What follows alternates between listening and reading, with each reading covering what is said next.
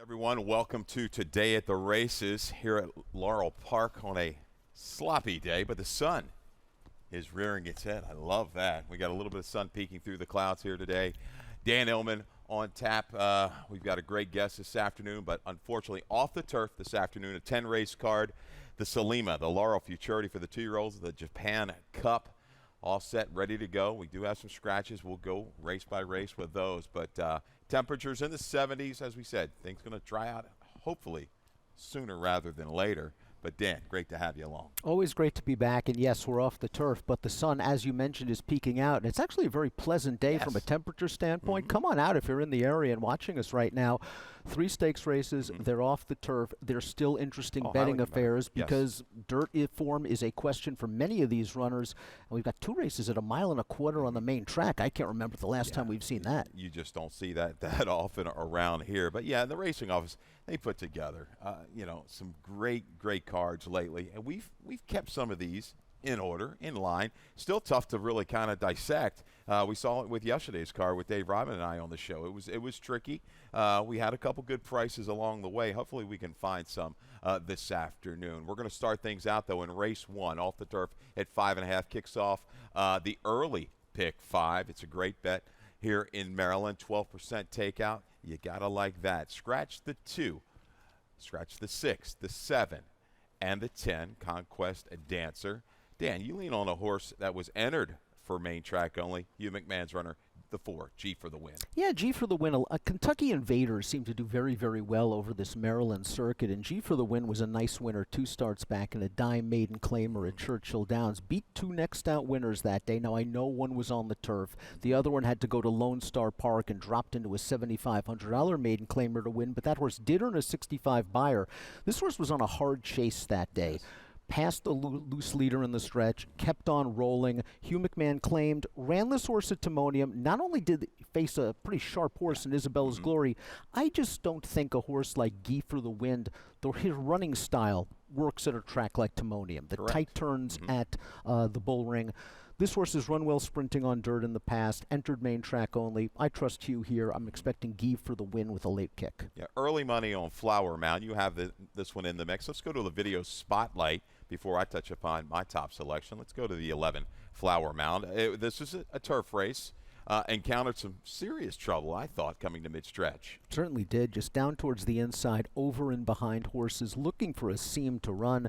And Sheldon's just going to try to make something work. Try to split horses here. It's in very tight. Flower Mound has to check. Now Flower Mound has to change leads a couple of times. And by the time Flower Mound extricates herself from the trouble, the race is all but over. This was a solid performance for Flower Mound, who is a proven commodity on dirt. And you could argue also had a little bit of trouble in her most recent dirt start way back at Oaklawn Park in May, a race where she didn't break very well and sort of pulled in between horses early. I'm expecting a good outside stalking trip. Yeah, so very interesting scratches. The one he had entered for main track only. Going to keep Flower Mound here as a go. She has formidable back numbers on the main track. By practical joke, should handle the off-going.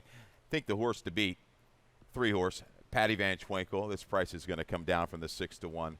Patty Van Twinkle goes 3rd time for the barn of Ken Sweezy. Certainly, if you believe in buyer speed figures, this one could be the horse to beat, coming off a 74 buyer last time out at Monmouth, and had to contend with an inside speed favoring track and a gate-to-wire winner.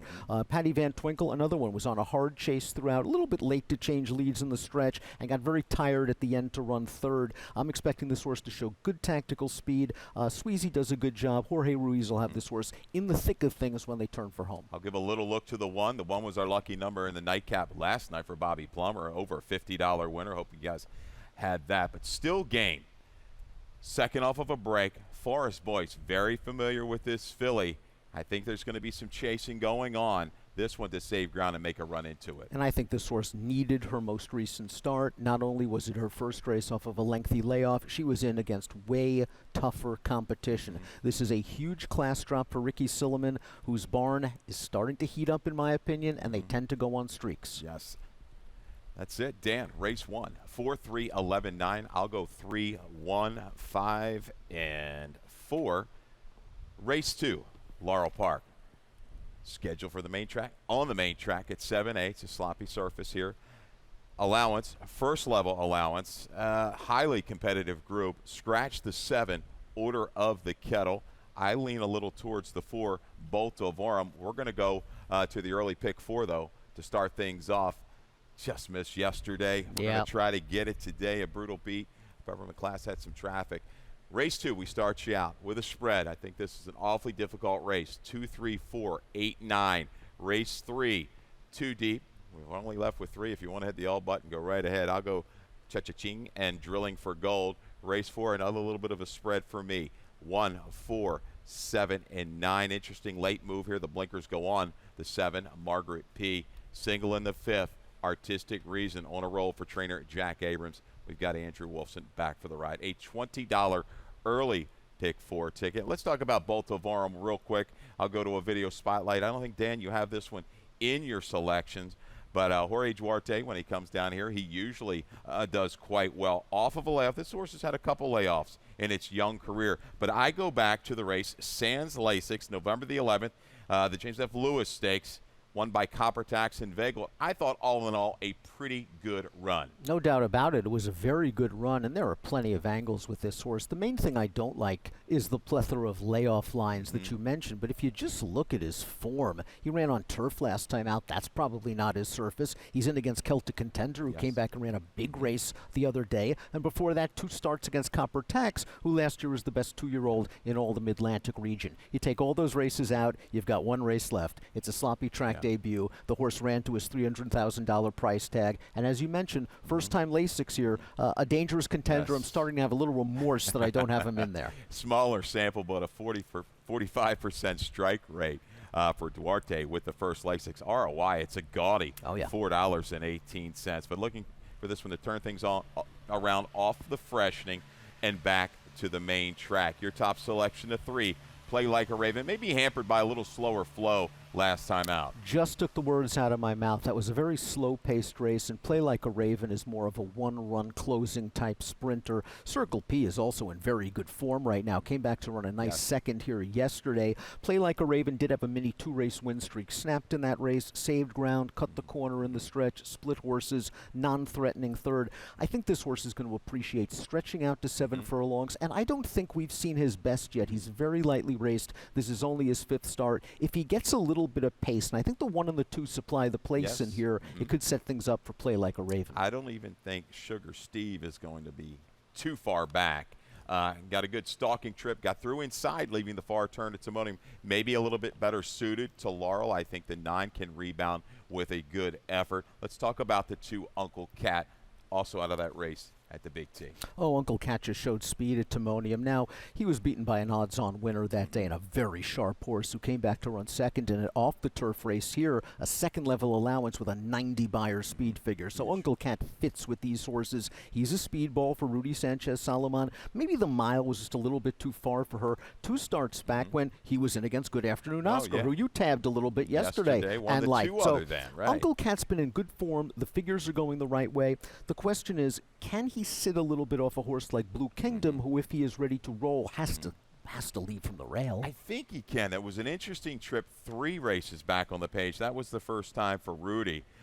Altered out, game rebid, was up close, dropped 4 or 5 lengths, further back mid-turn, somehow got to the outside. I think this horse can go ahead and prompt if need be. Was very keen to go last time. I like how he handled the pressure. I think he's going to stay the trip, this son of Nyquist. Phantom Speed, an interesting little price play at 8-1 for Michael Stidham. We talk about wet track pedigrees on days like this. I like to look at sires that win 19% or more on wet tracks. I'm very finicky. I'm very picky. You have to be.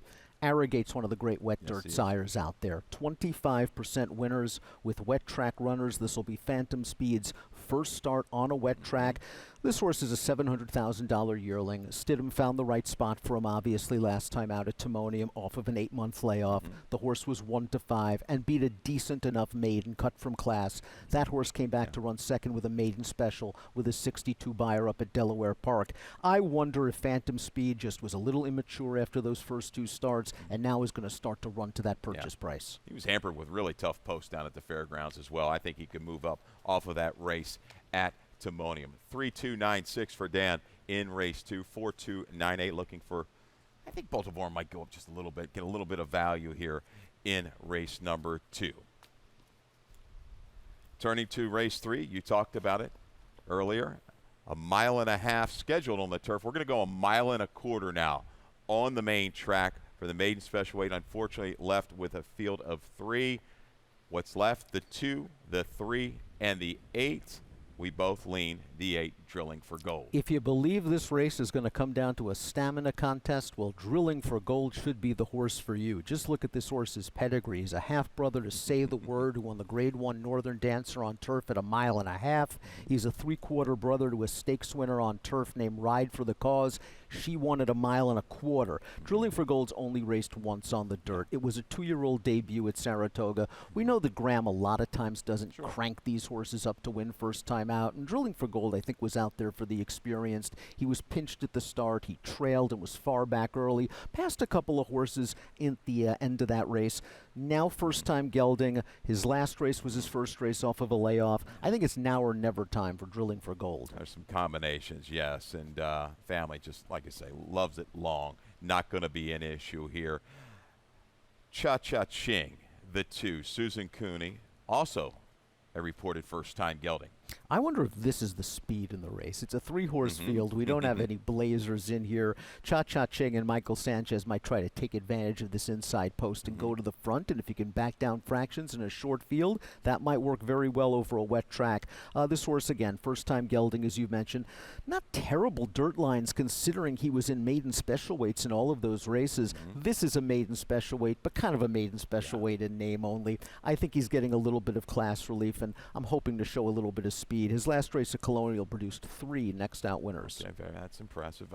We can't leave Star Lifter out. We got to give him a little love here. Certainly do, and why not? This horse has only raced once on the dirt. It was way back on December the 16th, and while the horse didn't fire that day, it preceded a 5-month layoff, so maybe something physically went amiss during that race. I'm not willing to give up on a horse like this just yet, and he has shown tactical speed. We know the X-Man can be aggressive out of the gate. Maybe this is the horse to set the pace. Yeah, okay. I thought last time he would kind of take the initiative. Certainly today in this 3-horse field just might do that. We're all centered around the 8, Drilling for Gold in race 3. Race 4 on today's card, also off the turf. Going to be 1 mile on the main track. Maiden claiming 20 down to 16, fillies and mares. Scratch the 2, Amelia's Joy. The 3, Sultry Sky. The 5, Float On By. Also scratch the 6, Buzz Away. And the 11, Learn to Fly. Channel Loop goes turf back to the main track today. Looked like a winner 2 back with a 16th to go. You took the words right out of my mouth. I was talking to a friend about Channel Loop, and he said, maybe a little bit uncharitably, I wonder if Channel Loop has a little bit of hound in him. Because he had that race won, it looked like 2 starts back, and just couldn't put the sealer on it. And then last time out on the turf, he got beat a half length when it looked like he was in the thick of things in between horses. And 3 starts back, it looked like he had a big run at it, and he only got beat a nose. I wonder if this horse has the will to win. That being said, she's got the competitive numbers. She's got tactical speed. She just seems to fit on the dirt. One last chance. I lean 7 here. I think might escape at a little bit of a price. Margaret P. going to come way down off of that 20-1 morning line, unfortunately. But I like the effort. Timonium, Italian War Cry, was behind Channel Loop in that race 2 races back. But the late addition of Blinkers On, I think, is going to work for me. The steady improvement since the Lasix, I think she can handle the 1-turn mile. No problems whatsoever. I think she's the finisher in this group. The 9, Volta d'Oro, a class dropper here from Michael Matz, going maiden special weight to the maiden claiming and also changing surfaces. And also has run well on dirt in the past. You go back to that race over a wet fast track, 4 starts back, showed a little bit of tactical speed that day and ran into a pretty sharp runner. That horse would then come back to finish 3rd in a first-level allowance at Delaware with a 63 Beyer speed figure. So this horse is now racing herself back into shape. This is her 3rd start off of a lengthy layoff with the class drop and some tactical speed. Figures right there when they turn for home. Yeah, I don't have the stat right in front of me, but I do think Turf to Dirt's pretty good for one trainer. Jose Corrales with the 1, dropping Lemons. She looks to be the speed of the speed today. She might be the speed of the speed from the inside post. Another horse making her third start, this time off of a short layoff. They tried turf last time out, and even though she ran well sprinting on the turf 3 starts back, I think last time out on the turf show that maybe she deserves another opportunity on the main track. I thought she faced a speed-favoring track on June the 8th, 4 starts back, that could have compromised her finish. And again, I'm not sure that timonium surface really plays to her strengths. If she can go to the front and get a breather, she'll have to deal with that long stretch of the second wire finish going a 1-turn mile, but that speed could carry her against a field where there are some questionable horses. We'll see in race 4 if the 4-channel loop can sustain and get past for that maiden breaking score. Now looking at race 5. Got a couple scratches in here. The starter allowance field, $8,000 starter, or the open 12-5 claimer. Take out the 4 Impetude, the 7 Aliferous, and the 9 Good Luck Chuck. Those last 2 ran yesterday. Artistic Reason, this one horse on a roll, looking for 4 straight. Well, when you find these starter allowance levels, sometimes horses just find the right level and they can go on rolls. We have seen that in the past. Artistic Reason is on one of those rolls, winning 3 consecutive starts, including the most recent race, which is a pretty good-looking performance, going a 1-turn mile. Hustled along a little bit on the turn, looked like had to be asked for a little bit of run by Andrew Wolfson.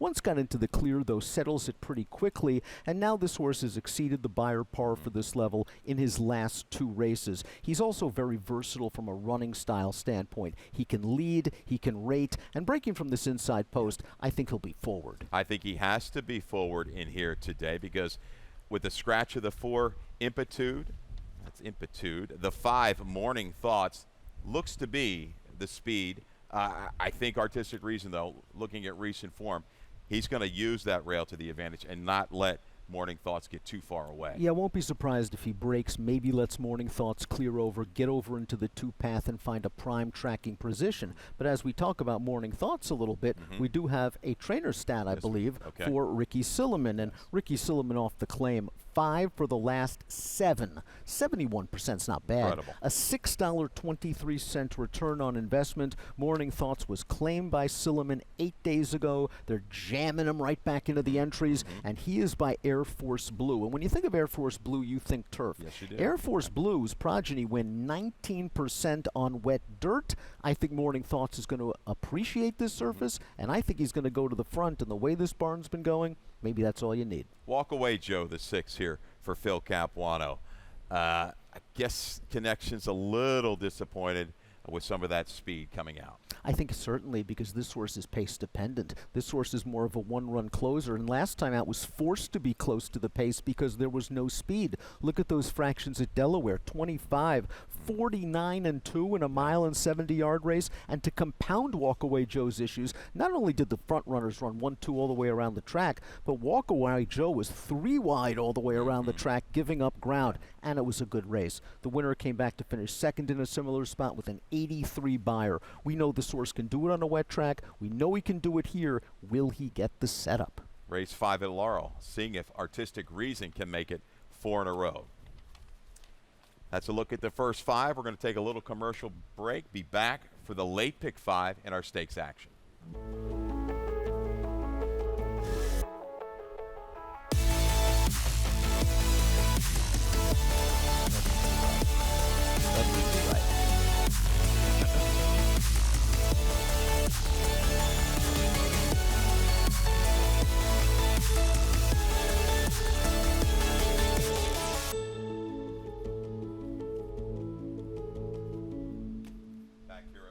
Park, race 6, jackpot super high 5. I might have missed the rainbow pick 6 in race 5, didn't I? Okay, but anyway, race 6, jackpot super high 5. The Salima Stakes starts our stakes action today for the 2-year-old fillies. Unfortunately, off the turf at 1 mile on the main track. Scratch the 2, 3, 4, 5, 6, 7, 10, 12, 15, and 16.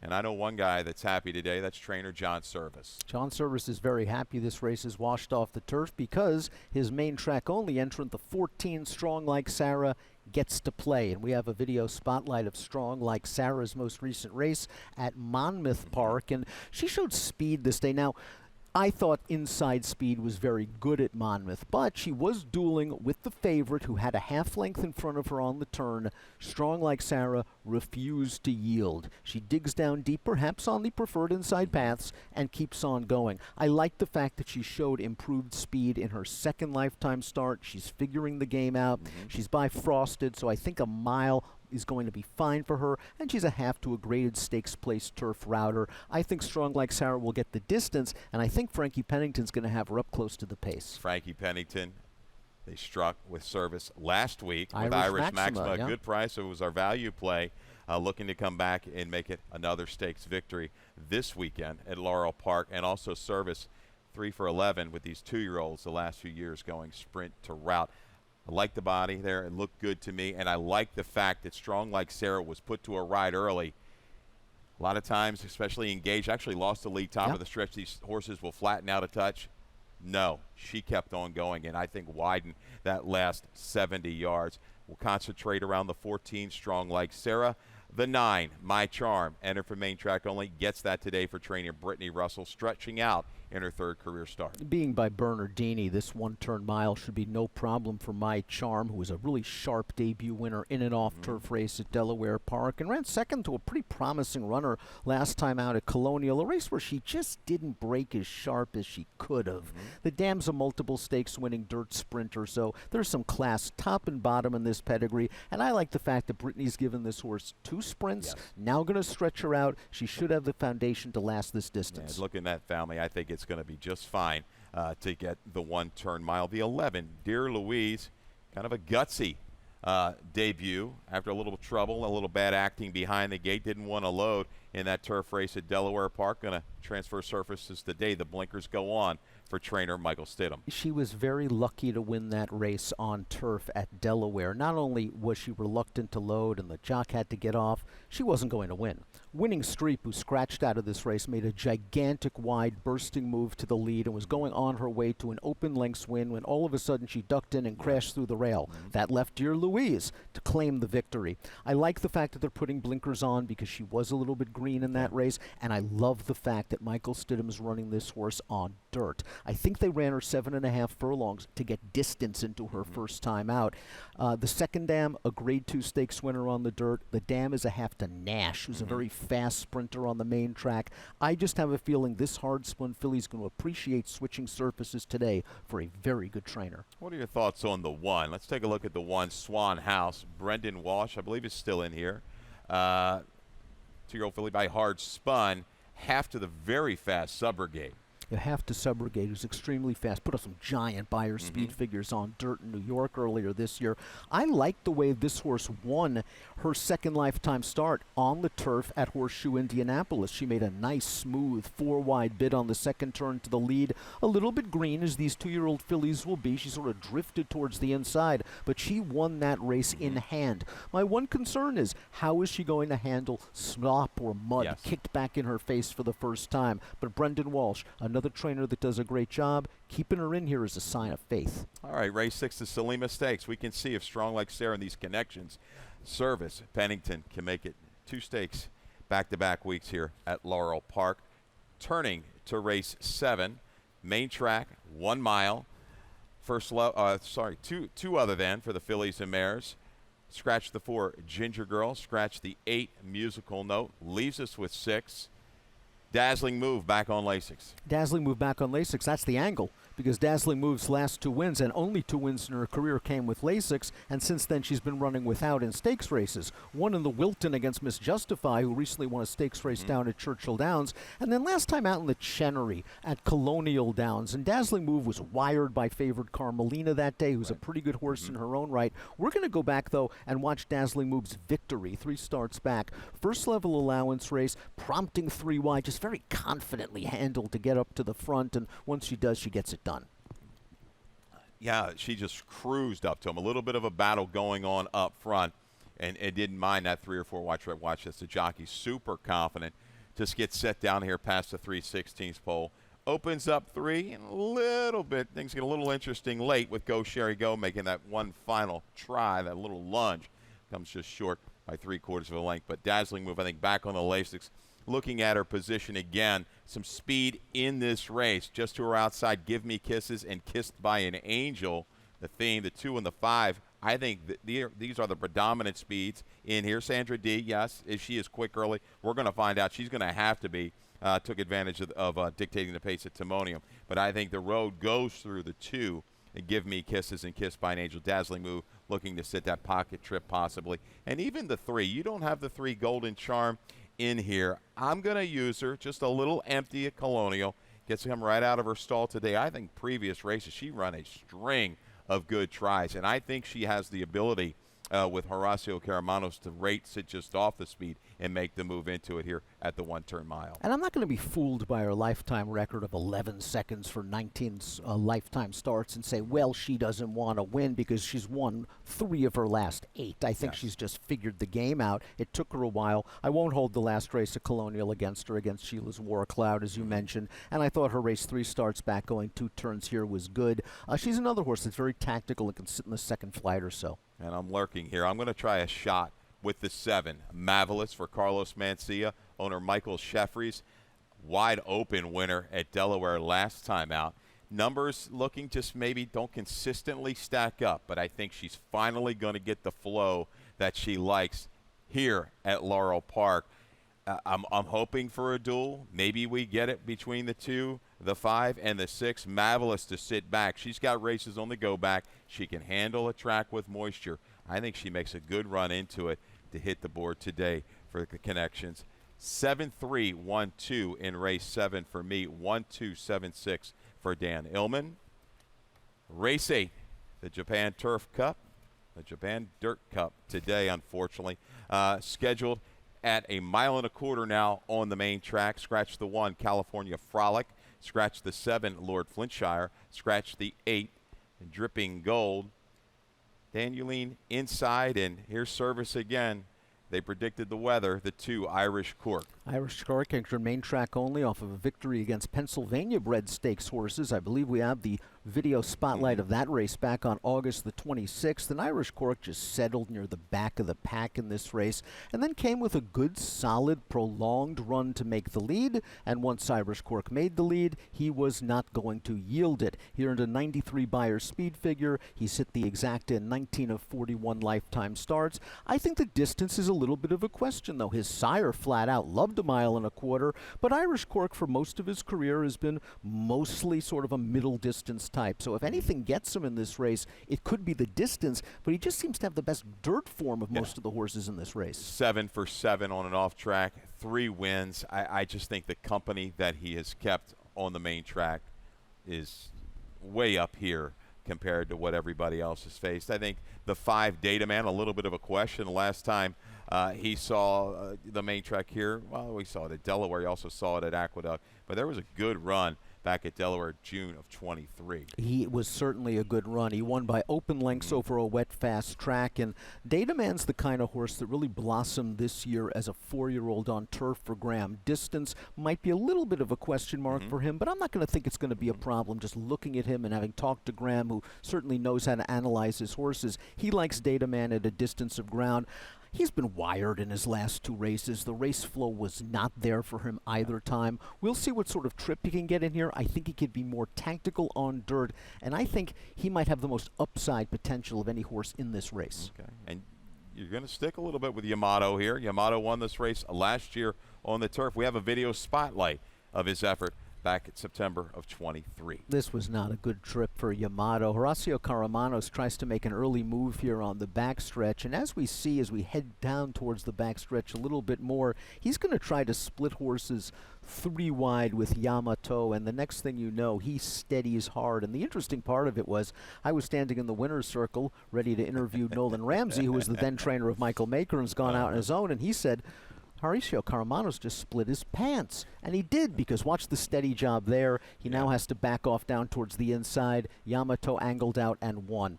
The major concern twofold. One, the layoff. Where's this horse been? It's been almost 1 year since we've seen Yamato on the racetrack. And dirt. He's only started twice on dirt in his career. He hasn't run particularly well on it, although he has performed well on synthetic. Right. But after that trouble, he regathered himself, he gets to the outside, and he won last year's Japan Turf Cup very comfortably. Yeah, he's just going to have to vastly improve that prior dirt form, but this was a tremendous effort after that trouble. Electrifying move around the turn, then worked outward to go ahead and win clear. Dan, in the Japan Turf Cup, 2, 3, 5, and 10. I'm going to lean on Irish Cork as well. I don't think we're going to get too much price. No, I think with the main track only, got to get bet. Yeah. Race 9 finishes up our stakes action. The Laurel Futurity for the 2-year-olds, the boys. Mile and a 16th on the turfs originally scheduled. We're going to go 1 mile on the main track. We have some scratches. Scratch the 1. Stormy Flight, scratch the 2. Scratch the 3 Academy. Scratch the 9, Just to Fly in the 14. Laszlo, still a highly competitive race. I think this is still going to be a very, very good horse race. You go to the outside and Reggie runs rogue. We'll start you off with this one. 2 for 2 so far for trainer Justin Nixon, getting it done twice down at Colonial. Half-brother to Sheila's War Cloud, a multiple stakes-placed horse that ran well the other day to win and might be gearing up for a rematch with Miss Harriet in the Maryland Million Filly and Mare Sprint coming up. Reggie runs rogue, 2 for 2, looked very good last time out over a muddy track at Colonial. Broke inward from the inside post, regathered himself, got to split horses 3 wide in the stretch and was on his way. Now he's going to get challenged a little bit from a distance standpoint. Reggie runs rogue is an interesting contender, but I think we have to talk about the horse they're all going to have to beat, and that is the number 8, Studley Do Right, who is a deserving favorite, made Maryland proud by going up to Saratoga during the Belmont Stakes Festival and winning this race, the Tremont, in his second lifetime start, and the X-Man gave him a perfect ride. Oh, yeah, was able to settle off the pace and time the run beautifully.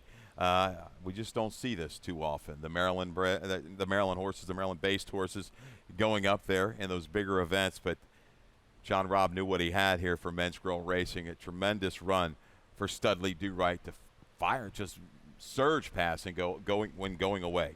Then he comes back. He runs a good second in the Grade 3 Sanford behind a very talented New York bred named Moplex, who returned to win about a $200,000 state bred stake up at the Spa. And while he was beaten 13 lengths last time out in the Hopeful, he was facing 2 of the better 2-year-olds in the country in Chancellor McPatrick and Ferocious. And also, he wouldn't have won with a clean trip, but he doesn't get beat 14 if he doesn't get stopped at the 3/16 pole and steadied. Again, this horse has distance in his pedigree. The Dam was a stakes winner on turf.